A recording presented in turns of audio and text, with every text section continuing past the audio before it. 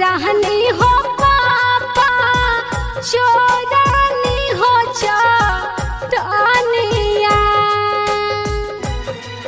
अरे तब काहे बनी हो गईनी पापा जी निरा दाइया।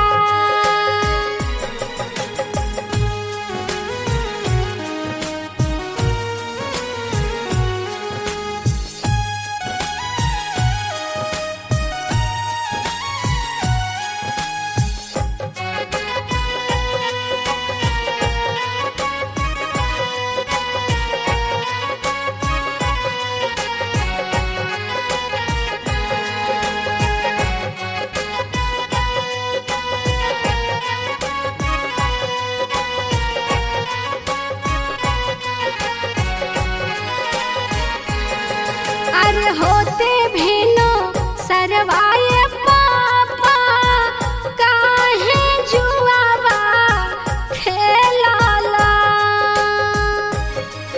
अरे अपना दुलारी हो बेटी के काहे हरी हो गईला।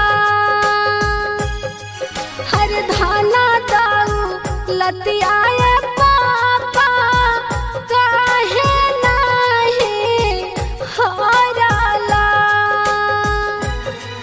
अरे अपना लक्ष्मनिया हो बेटी के काहे हरी हो गईला।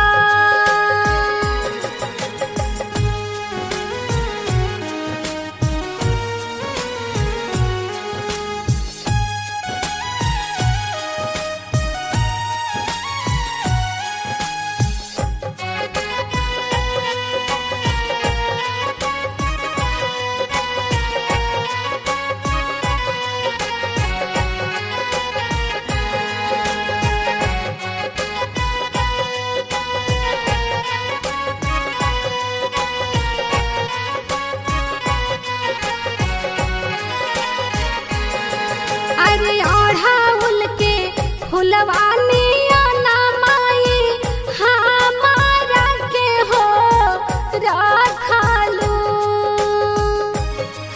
अरे बढ़ानी या ना ये माई हमारा के हो फेंकलू।